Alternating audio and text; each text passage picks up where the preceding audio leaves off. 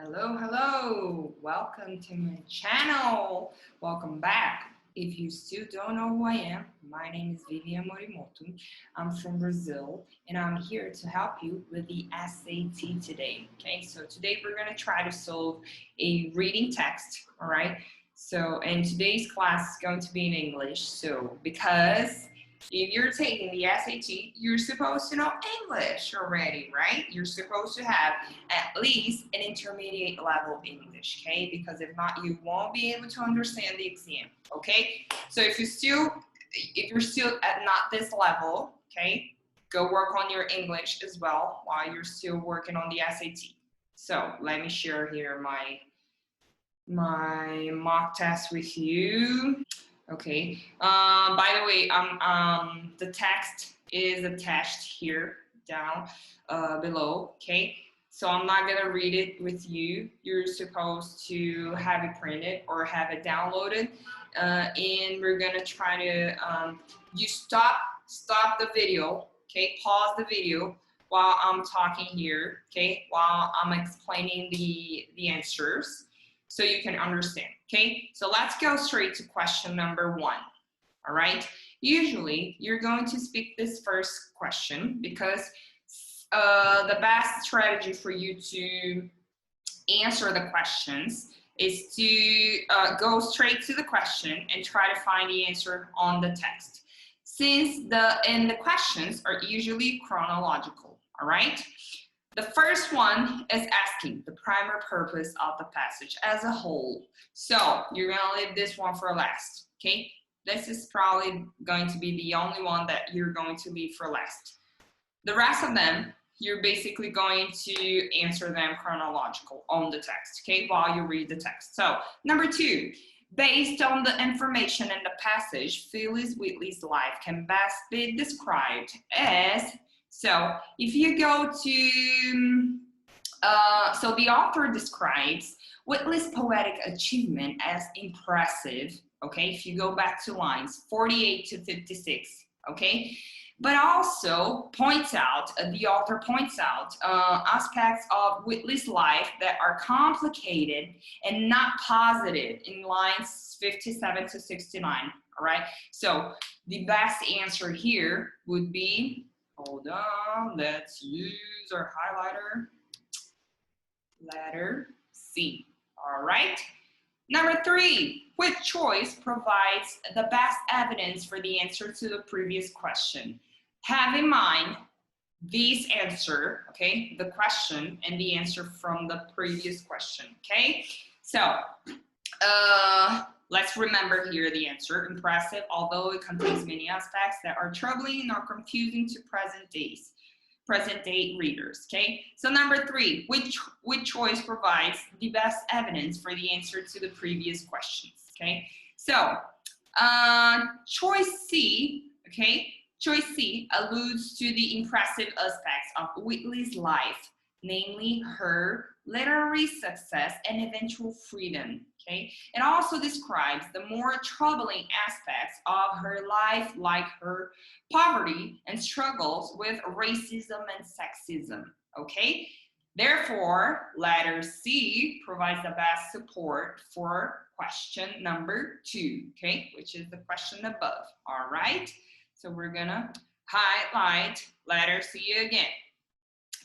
Question number 4. The passage suggests which of the following about Phyllis Wheatley's popularity, okay? So question number 4.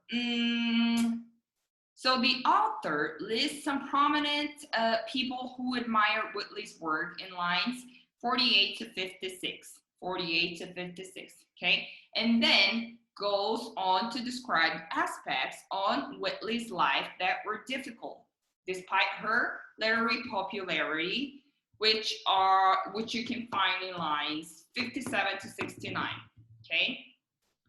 So D should be the correct answer, okay? All right, highlight the whole thing. Number 5, which choice provides the best evidence for the answer to the previous question? Know that, so you see that they're having 2 parts. It's like, it's not just lines 1 to 6. It's got one part and then there's another part. Probably because if you go back here, she was admired by prominent people. So this is one part, but such admiration did not make her life less difficult. This is the second part that you're gonna find here. So you're gonna divide this into two sections, okay? So number 5. So the correct answer for question number 5 notes that in spite of being admired by prominent people, Whitley still had a difficult life, all right? Choice D describes the prominent figures who admired Whitley's work, right? The presidents and all that, as well as the difficult life circumstances that plagued her despite her literary fame. So letter D provides the best support for the correct answer to question number 4 above, okay? Letter D, we're gonna mark letter D. Number 6, the reference to Frederick Douglass in lines 13 to 14 serves primarily to, so you're not just gonna read lines 13 to 14, you're gonna read around it, okay? So a little bit above and a little bit below it, okay, including the beginning of the following paragraph. All right, so number 6, Frederick Douglass is mentioned as someone who produced a slave narrative as opposed to a piece of poetry or fiction. The reference serves to provide contrast between Douglass's writing and the writing of those who did not write slave narratives. So therefore, letter B, as in ball, okay? Allude to a type of literary achievement distinct from Whitley's. Don't forget to pause the video while you're solving it with me, okay? I'm going fast because I only got 15 minutes, all right? Number 7, in context, the circumstances in line 19 referred to. So let's understand this word here, okay? So in the second paragraph, the author states that the exact circumstances are unknown, okay? And then begins describing biographical details of Whitley's life. This indicates that the circumstances the author describes are related to the biographical details of Whitley's life. The author goes on to state that Whitley scholars hypothesize that it was either modern-day Gambia or Senegal. This indicates that the specific details on Whitley's biography are being researched and debated by scholars and are not yet certain, okay? So the best one is letter A, as in apple, precise and complete biographical details. Let's go to number 8, almost done. The information in lines 41 to 47 primarily illustrates Philip Whitley's what? We're going to try to find here. Pay attention here. This is a little bit tricky because it's asking you for the information in lines 41 to 47. Don't try not to be influenced by what you have read already, okay? Just focus on these lines for now. Okay, so number 8, the passage states in lines 41 to 47 that Whitley has a special aptitude for the subjects she studied, and that her aptitude was so great that the Whitleys allowed her to focus on these subjects. All right? Although it talks about her poetic nature, it's not the purpose of this paragraph, okay? These lines. This is, it goes after, okay? This lines here focus on remarkable aptitude. Don't forget about that. Number 9, the word progressive appears in quotation in line 39 and line 66 in order to emphasize.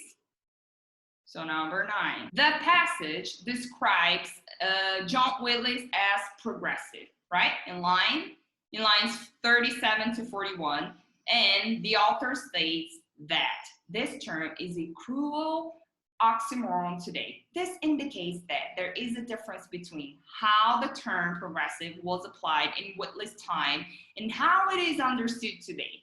The author continues this use of progressive in lines 65 to 69, explaining that Whitley was freed in a progressive state. This would lead us to believe that her circumstances would be good, according to our current definition of progressive, right? However, Whitley continued to face adversities indicating that the term progressive was used differently in the two different periods. The author puts the word progressive in quotes to point out that the term was applied to situations that we might not consider progressive by our current definition, okay? So we're gonna mark letter B as in ball, okay? The awkwardness of using contemporary terms to describe past events. All right, last one. As used in line 86, hallmarks most nearly means in lines 84 to 90. The author states that Whitley's story does not contain all the hallmarks of overcoming adversity that we might expect from a freed slave. This means that there are expected traits or hallmarks that we might expect to find any freed slave stories. Choice A matches the meaning as well, as distinctive features would be features that would allow us to distinguish what type of story we were reading. Okay, now we're gonna go back to question number 1. Don't forget. Okay, question number 1. Now that you have the text read, let's go back and try to solve this one. The primary purpose of the passage as a whole is to, easy peasy, huh? So the author describes both the biographical details and complications of Whitley's life in lines 16 to 36 and Whitley's work and its complications in lines 70 to 83. Okay, so the best one should be letter B as in ball, okay? Describe the life and work of an author while noting some of the complications of that life and work, okay? All right, that's it, guys. Be prepared, know what you're gonna see, know what you're gonna face on the day of the official exam, okay? So practice, practice, practice, all right? I'll see you in the next video. Hope you enjoyed it. Hold on, okay. If you watched until the end of the video, comment below hot cheese buns, all right? I'll see you next time, and I hope you're studying for the SAT. It's coming up. Bye, guys.